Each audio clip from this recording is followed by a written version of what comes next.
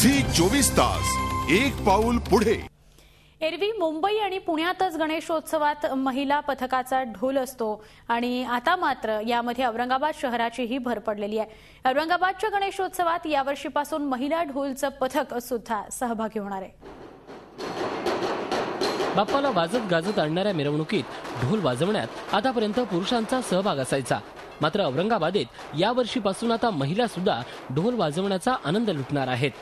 घरचे काम सांभाळून या महिला रोज पुरुषांच्या मदतीने ढोल वाजवण्याचं प्रशिक्षण घेत आहेत। रोज 2-3 तास यांचा सराव चालतो।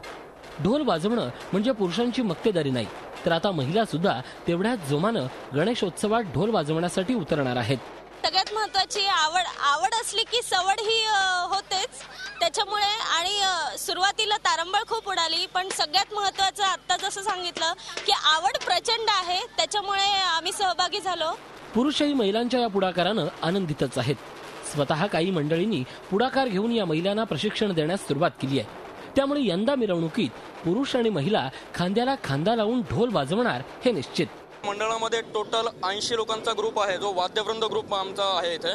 त्यामध्ये यावर्षीचं आकर्षण म्हणजे आम्ही महिलांनाही या मंडळामध्ये सहभागी करून घेतलेला आहे आणि वास्तविक पाहता महिलांचा वाजवण्यामधला जो एक्सपिरियन्स नसतानाही पहिल्याच वर्षी महिलांनी आम्हाला जो प्रतिसाद दिलेला आहे तो खरंच वाखाणण्याजोगा प्रतिसाद आहे आणि त्यांना ज्या आम्ही ज्या पॅटर्न्स आम्ही इथे त्यांना शिकवतो ते अगदी व्यवस्थितरित्या त्यांच्याकडनं वाजवून घेतल्या जातात।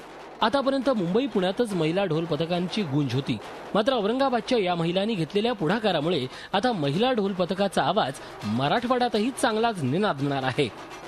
झी 24 ताससाठी विशाल करुळे, औरंगाबाद। झी 24 तास एक पाऊल पुढे।